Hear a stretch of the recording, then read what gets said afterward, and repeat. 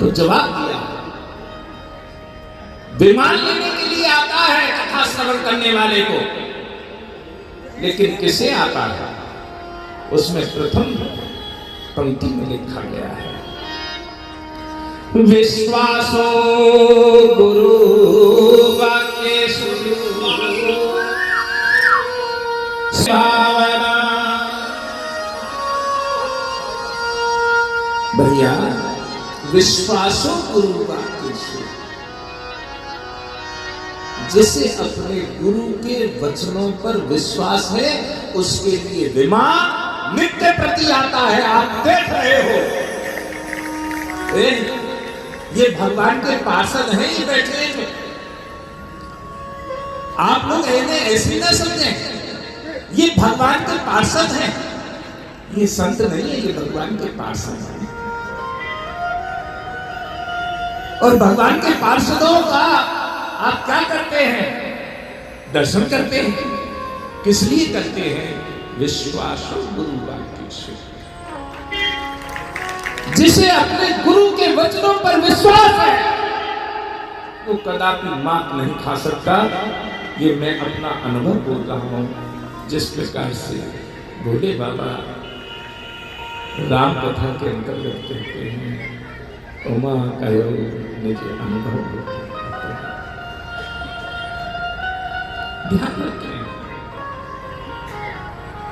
कि हमें अपने गुरु के वचनों पर विश्वास करना है, और जब हम अपने गुरुदेव के वचनों पर विश्वास करेंगे, स्वयं अस्मित दीनत्व भावना, आपके पास कितना भी धन करना हो, कितना भी वैभव करना हो, लेकिन गुरुदेव के सम्मुख हमारे अंदर केवल दीनता रहनी चाहिए। गुरुदेव के सम्मुख हमें अपनी वाहवाही नहीं करनी है, हमें ऐसा नहीं दिखाना है, अपना रुतबा नहीं दिखाना है। माता सब जानती है अपने बच्चे के बारे में, माता सब जानती है अपने बच्चे के बारे में। और भागवत कथा में जब प्रसंग आता है, ध्रुव जी अपनी माता से पूछते हैं मेरे पिताजी कौन हैं, तो ज्ञात कराती हैं कि जो यहाँ के राजा हैं वही तेरे पिताजी हैं। तो भैया, गुरु और माँ एक जैसी है। जिस प्रकार से माता ही वास्तव में हमें बता सकती है कि हमारा वास्तविक पिता कौन है, उसी प्रकार से गुरु ही हमें बता सकता है उस परम पिता परमेश्वर के बारे में। तो मेरा आप लोगों से केवल एक ही अनुरोध, कथा में ये विद्वान बैठे हुए हैं, आचार्यगण बैठे हुए हैं, भागवत का तो पारायण वही लोग करेंगे, यहाँ तो हम लोग कथा पर केवल चर्चा ही कर पाएंगे। और अभी समय भी अधिक होता चला जा रहा है। मैं चाहूंगा कि दो जन आए हुए हैं वो बोले, उनके मुखारविंद से हम कुछ श्रवण करें 2 मिनट के लिए, ज़्यादा नहीं।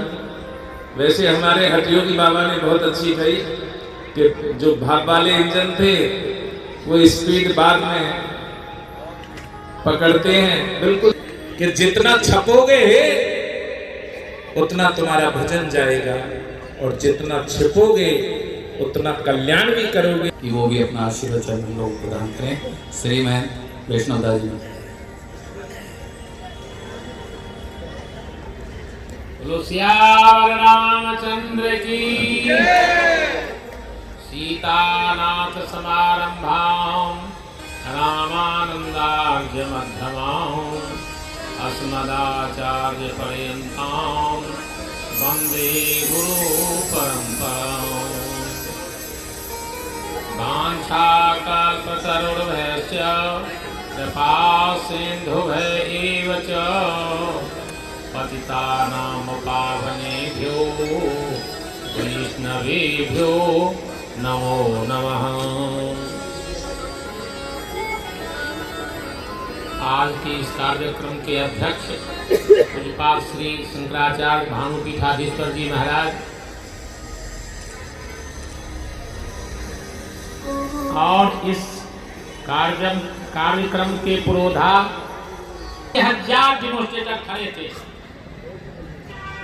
और रोगी कह रहा था, समय की गिनती चल रही थी, लेकिन एक महापुरुष वहां आए, लेकिन उस दवा का कोई प्रयोग नहीं कर रहे थे। 88,000 यहाँ महामुनि एकत्रित थे। आज वही स्थिति में यहाँ अनेक ऋषि महर्षि सभी एकत्रित हुए और उस दवा का प्रयोग श्री सुखदेव जी सांगोपांग उपयोग करना कैसे किया जाए, यह कड़ी को उन्होंने सद्गुरुओं से सीखा। आज उसी का उपयोग है। जब द्रवय दीन दयाल राघव तो साधु संगत पावे। आज उसी कड़ी के में हमारे भैया जी ने आज संतों को एक से एक कड़ी को जोड़ करके और जनता जनार्दन का इस बल्लभगढ़ निवासी बड़े भाग्यशाली हैं जो ऐसे रत्न को अपने ये सागर में गागर भरने वाले उनको छुपा रखे। ये किनकी देन है? सद्गुरुओं का। साथ अपने वाणी को विराम। जय श्री राम। एक सूचना देनी है कि आपके मध्य में 3 शनिदेव बैठे हैं। पहले हमारे कोकला वन वाले महाराज जी, एक बार सरकार एक बार खड़े हो जाए, एक बार दर्शन कर लेंगे सभी जने आपका। कोकलावन पीठाधीश्वर दाती महाराज,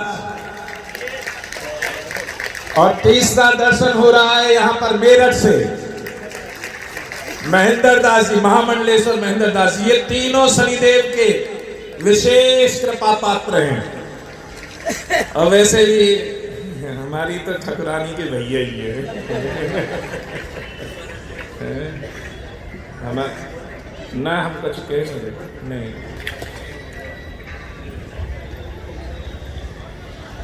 लोकाभिरामं रणरंगधीरं राजेवनेत्रं रघुवंशनाथं कारुण्यरूपं करुणाकरन्दं श्रीरामचन्द्रं शरणं प्रपद्ये।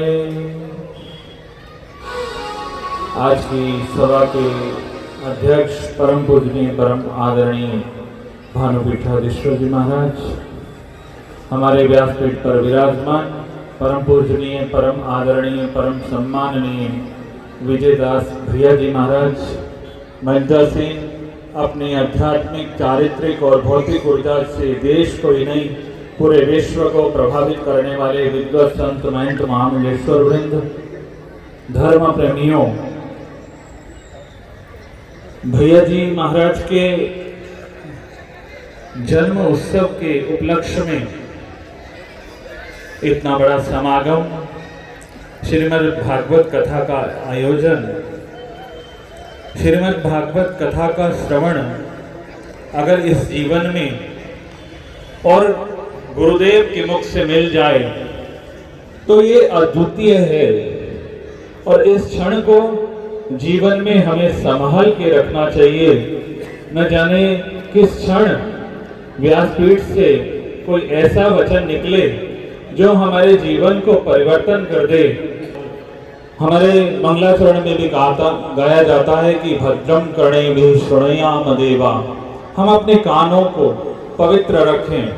पवित्र रखने से हमें जो कुछ मिलेगा वो अंतःकरण में परमात्मा की अनुभूति कराएगा और आंखों से भी परमात्मा का विग्रह हम दर्शन करके परमात्मा को अपने हृदय में ले जाते हैं आंखों के माध्यम से।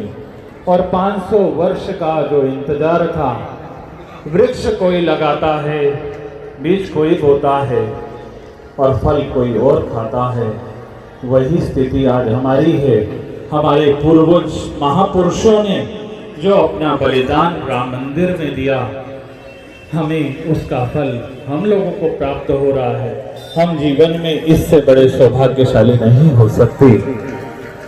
और भैया जी, एक राजा भर्तृहरि जी के माता जी जब घर छोड़कर चले, भर्तृहरि जी, माता जी ने एक ही बात कही, सदा घेरे में रहना, सदा